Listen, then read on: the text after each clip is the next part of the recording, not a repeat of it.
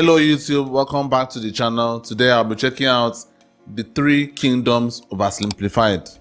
Guys, as usual, I don't need to check out or do any research about whatever this video is about.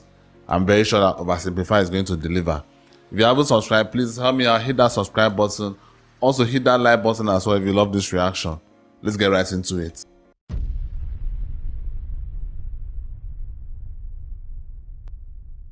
Ancient China. Oh, it's about China. The birds are singing. The children are playing in the village square. What a wonderful time to be alive. Hey, the Yellow River flooded again and destroyed all your crops. What? And also we're being raided by nomadic tribesmen. And also this period of Chinese history may be entirely mythical, meaning you may not even exist. Well, that would certainly explain the laser eyes. Chinese civilization began around the year 2000 BC when the possibly mythical Xia dynasty was formed. Throughout China's history, dynasties would usually rise up with a powerful leader who worked for the good of the people. But over time, the leaders would become more corrupt and self-serving. Someone would inevitably build a lake of alcohol, and the angry populace would overthrow them, giving way for a new dynasty to rise. Following this pattern, the Xia dynasty and writing, but then the leaders got corrupt and were replaced by the Zhou, who liked iron and philosophy. But that one sort of just fell apart and was replaced by the Qin, who liked building walls and people made out of rock. But they were pretty tyrannical from the start and were quickly replaced by the Han, who liked creating new trade routes and getting in touch with their emotions. In line with this pattern, the Han dynasty came about under the strong and popular leadership of Emperor Gaozu. The dynasty remained firmly in place for over 4 centuries and was considered a golden age in Chinese history, developing new forms of art, political thinking, technology. Oh, looks like all the leaders got corrupt. See, probably the biggest problem in ancient China's political system that allowed so much corruption to come about all the time was a little something called court culture. Let me explain. Imagine for me, if you will, that you are the son of the Chinese emperor. Hooray! Now, apart from how weird it is that you have a ton of stepmoms and many of them would like to kill you, and also all of your friends are middle-aged dudes with no dongs, life's pretty alright. One day, your father says, "Son, I know our relationship hasn't been the best, and I've never said this before, but I just want to let you know that I love you." Oh no, I'm having a heart attack! Look at you. Now you're the emperor. Whoa! I'm so proud of you. But wait, you are but a child and have no idea how to rule over a massive empire. Fret not, because just about everyone in your court wants to help you out with that. Hey man, really? Remember me? I'm your mom's bro. Anyway, I heard you needed someone to rule over China for you. I mean, to help you rule China. So hey, here's a popsicle. I hope we can get along. No way, man. We've been your friends and your personal caretakers your whole life. And even though we have no dongs, I think you should give us all the power to rule China. I mean, help you rule China. So who will you be influenced by? Your scheming uncle or your loyal eunuchs? And towards the end of the it has to be the eunuchs. A string of child emperors allowed more and more power to fall into the hands of the eunuchs. Oh no, now they're scheming too. They began handing out government jobs for bribes, heavily taxing the poor for their own wealth. What? And while you're sitting there eating your popsicle, how would you have no dick and still be corrupt? I just can't picture it. Like, if I had no dick, I would probably go to heaven. Yes. I would probably go to heaven if I had no dick. I know some of you are not Christians, so that doesn't really concern you. But like, as a Christian, let's say, you know, if you live a good life, you go to heaven. If you live a bad life, go to hell. All that stuff. If I had no dick, I'll go to heaven. What the hell? What am I corrupt for? What am I even embezzling money for? Seriously. What am I embezzling money for? If I have no dick, it just makes no sense to me personally, though. So I don't really understand what these eunuchs were doing, trying to embezzle while having no dicks. everyone in your court is literally murdering each other to try and consolidate more power and riches for themselves, while all the peasants are outside like, "Hey, did you guys know there's been a drought out here for 2 years?" Guys, obviously the people weren't too happy that while they were struggling to survive, they were also being heavily taxed so that the eunuch faction could all have rockin' mansions, complete with swimming pools and Alexas. So finally, when a self-proclaimed Taoist wizard came along and was like, "You know whose fault it is that we're all out here starving? It's the emperor and his posse. They've lost their mandate from heaven, and the imperial family must be destroyed with an unrelenting, furious wrath." Also, check this out. Huh? Can you tell what it is yet? Ta-da! It's a little kitty cat. Look at her little ears. The people loved his political philosophy. He promised them land reforms, and his followers grew in number. They began arming themselves and wearing yellow turbans. And they also developed a really catchy slogan. In the year 184, almost sounds the like Yellow Nazis. Turban Rebellion broke out across China, with millions rising up against the Han Dynasty, and the imperial government in the capital city freaked out. With all their internal bickering, they were completely unprepared and unable to deal with such a huge rebellion. So they were forced to call on independent warlords from across the empire to help them deal with this situation. Some big names took part in the fighting. I'm talking the likes of the great Cao Cao, the tyrannical Dong Zhou, Liu Bei, Sun Jian, and many other Chinese names I don't know any of not these pronouncing correctly. These warlords crushed the rebellion in their own respective regions, and with casualties in the millions, the Han Dynasty breathed a huge sigh of relief. But what they didn't realize is that by relying on all the warlords and their armies, they had essentially diminished their own central control over the empire. And many of the warlords now held the power to act almost completely independently and rule over their own local regions themselves. Back in the capital, the emperor and his son were having a little chat. Listen, I know we've had our ups and downs, and I spend all of my time You will die as well. smoking hot stepmoms instead of you. But what say you and I finally go on a little fishing trip together this weekend? Oh no, I'm having a stroke! And yet another child emperor was on the throne. This time, however, instead of the eunuch faction gaining even more power, this child emperor's uncle became his regent, who also just so happened to be the head of the imperial army, He Jin. Man, I hate those sneaky, lying, cheating eunuchs. Hey Warlord Yuan Shao, what should we do? Kill them all. Right on. You can't kill the eunuchs. They're a vital part of this empire's governance.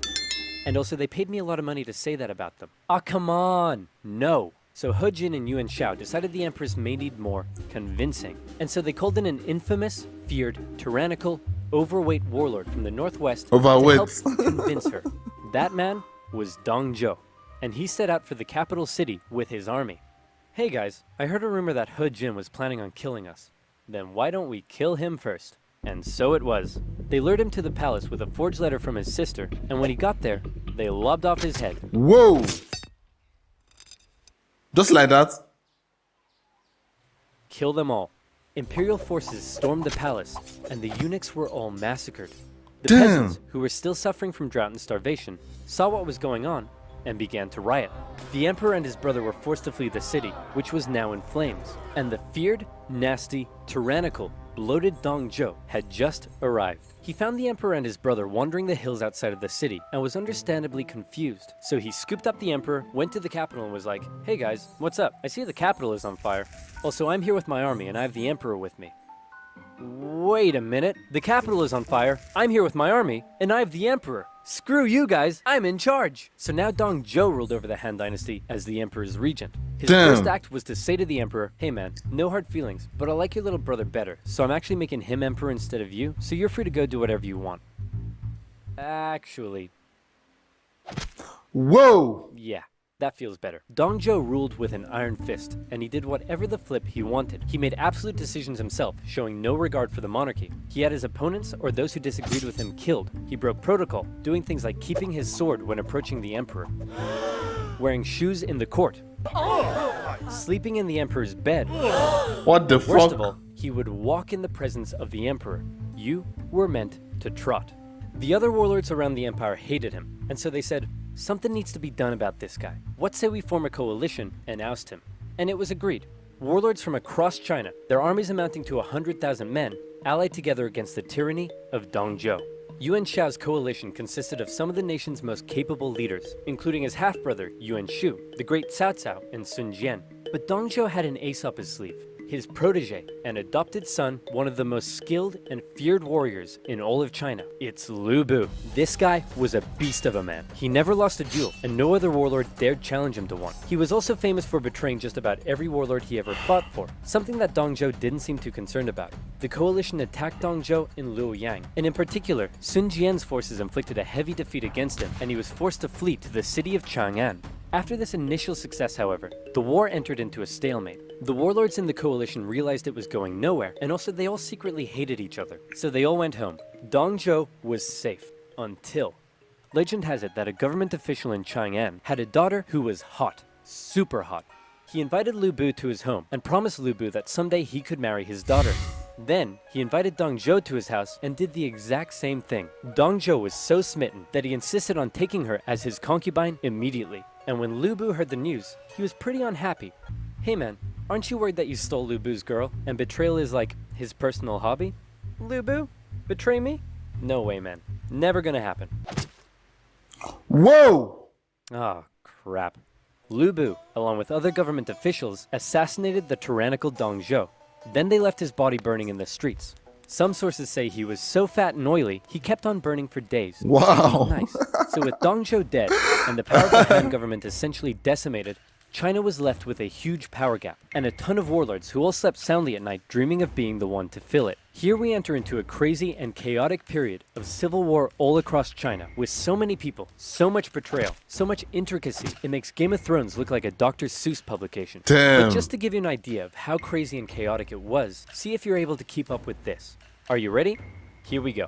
Here's a rough map of the warlords throughout the Han Dynasty at the time. Half-brothers Yuan Shao and Yuan Shu were both in a power struggle for who would become the figurehead of their family. Yuan Shu made alliances with warlords in the north, along with Sun Jian, the guy who defeated Dong Zhuo. Yuan Shao also made alliances with Liu Biao in the south and Cao Cao, who was an amazing strategist and general. All of these warlords began fighting each other. Cao Cao began building his own strength by subjugating nearby remnants of the Yellow Turban Rebellion into his own forces.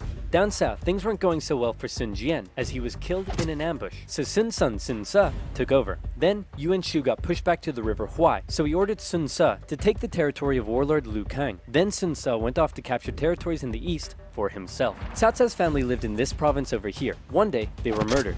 Oh no, Cao Cao held the province's governor responsible, and so he launched a cruel invasion in which he pillaged cities and murdered over 100,000 civilians. The governor sent out a call for help, and a very popular, likable warlord by the name of Liu Bei came to his aid. However, while Cao Cao was away fighting, a rebellion was staged against him in his home province by none other than it's Lu Bu. Cao Cao rushed home and defeated Lu Bu, who fled to the east, which by now had been inherited by Liu Bei. Then Lu Bu, surprise surprise, launched a rebellion against Liu Bei, who fled to Cao Cao. Together, Cao Cao and Liu Bei would go on to invade and defeat Lu Bu. Lu Bu offered to join Cao Cao, and Cao Cao considered the offer. But his advisors were like, no way man, this guy's betrayed literally everyone he ever worked for. And so boo-hoo, Lu Bu was executed. Next, Cao Cao convinced the emperor to move in with him. Now he's in control of the Han government, something that made his allies very jealous. Yuan Shu, out of nowhere, decides to declare himself emperor of the new Zhong dynasty. Nobody liked that. His allies cut ties with him. The imperial government ordered everyone to kill him. He tried to flee to his brother Yuan Shao, but died of illness on the way. What the hell? Took over his territory, and then got assassinated. So his brother, Sun Chen, took over. Liu Bei turned on Cao Cao, but got obliterated and was forced to flee south. Yuan Shao finally defeated the warlord to his north, and could now focus south. He declared war on his ally Cao Cao, but was defeated at the Battle of Guandu. Cao Cao has now united the north, and he turned his attention to the south. In particular, Liu Biao's province was becoming a powerful threat, so Cao Cao attacked him. Liu Bei was now fighting for Liu Biao, and he held Cao Cao off for a while. But then Liu Biao died and his son took over, and immediately surrendered to Cao Cao. Liu Bei was horrified, and he fled southward to try and maintain control of the province. Cao Cao was on an absolute roll, and it looked like he would be the one to take control of China. He began making plans to attack both Liu Bei and Sun Chen, and the two of them, seeing where things were headed, met up and decided to form an alliance. Now I know that was a lot to take in. What the hell? All you really need to know at this point is that this guy is on his way to taking over everything, and he's about to throw his full weight at the southern warlords. These two have one chance, one battle, to prevent him from invading the south. And that battle was the famous Battle of Red Cliffs. To take the south, Cao Cao would need to control and cross the mighty Yangtze River. He had over 200,000 men to face against Liu Bei and Sun Qian's combined force of 50,000. How would they stand a chance when they were so outnumbered? Legend says most of Sun Qian's advisors pleaded with him to surrender, but then he smashed up a table and they all backed down. Luckily, Cao Cao's forces were ravaged by disease and exhaustion, and his northern soldiers... All these legends are hilarious. Like, are any of these legends... Are any of them true? Like, it was said that he smashed a table. That just is like, and the people were like, oh, we follow you. Like, that's ridiculous. Just weren't too comfortable on ships. So when Cao Cao sailed down the river and the two sides met for an initial skirmish at Wulin, Cao Cao was unable to inflict a defeat against the allies. Then one of Sun Qian's men came up with a very sneaky plan. He sent Cao Cao a letter pretending that he and others wanted to defect to his side and offered to bring him some of Liu Bei and Sun Qian's finest ships. Little did Cao Cao know, however, that those ships were full of flammable reeds. As they approached his fleet, they were set alight and destroyed his ships in camp. Seeing the situation as hopeless, Cao Cao ordered a difficult retreat through the rain and marshlands, during which more of his men fell to illness and disease. The underdogs had won, and Cao Cao would never again have another chance to take the south. Following that, the three warlords took some time to finish off some smaller competitors in their own regions, and by the year 214, China looked a little bit like this. Cao Cao continued to try to penetrate the southern regions, but had no success, and even lost the Hanzhong region to Liu Bei in 217. The former allies eventually fell out over who should own this territory here, with Sun Qian coming out on top. In 220, Cao Cao died of a head disease, and was replaced by his son, Cao Pi. Cao Pi convinced the Emperor of Han to abdicate, and then proclaimed himself the Emperor of the new state of Wei. Liu Bei followed suit, declaring himself the true Emperor of Shu Han. And a few years later, Sun Qian joined in the fun and declared himself Emperor of Wu. And so now you have a number of kingdoms in China. How many? Count them. 3. 1, 2, 3. 3 kingdoms. Except, actually, they weren't kingdoms, they were dynasties. And when the 3 kingdoms finally formed, not a whole lot happened. For the next 3 decades, they continued to engage in combat, but it almost always ended in stalemate, and nobody really got anywhere. So how did it all end? Did Cao Cao's descendants eventually realize his dream of unifying China? Not quite. Instead, the 3 kingdoms became victims of the usual problems that plagued Chinese dynasties. In Wu, Sun Qian's descendant became a tyrant, who was more interested in spending time with his concubines than governing. In Shu Han, a powerful, corrupt, eunuch faction rose up, and by now we all know how that ends. And in Wei, a string of young emperors gave way for a powerful family, the Sima clan, to take control of the dynasty's government. This Sima clan recognized the weak state Shu and Wu had been reduced to, and so they began making plans. I've just received this letter that says Wei is planning to attack us. Should we make preparations for war? Nah, it's probably nothing to worry about. Let's do absolutely nothing. Sounds good to me. Wei launched a full-scale invasion into Shu, which fell within a year. Then Sima Yan forced the Wei emperor to abdicate and proclaimed himself emperor of the new Jin dynasty. In the year 279, Jin launched an invasion of Wu and finally unified China in the year 280. The pattern of rising and falling dynasties, division and reunification would continue in China for centuries to come. Whoa, that was very, very complicated, man. Like, that was very complicated. I doubt anybody that watched this video for the first time understood everything. So, give me a break. It's always very, very interesting when you think about the fact that as Christians, you know, we read the Bible, and the Bible is almost like a history book. And you hear all this, you read all these things that happened before Christ. It's always interesting to know that things were actually happening before Christ that were not put in the Bible. Like this kind of things, dynasties were happening, wars were being fought, while while the likes of David and the rest of them, Moses, were doing stuff. So it's always very interesting to see that. I really enjoyed this video, though I didn't really understand a lot. I'll probably understand more while editing the video. But I hope you guys enjoyed the reaction. If you loved it, hit that subscribe button, also hit the like button as well. Thank you for watching. I'll see you in the next one. Peace.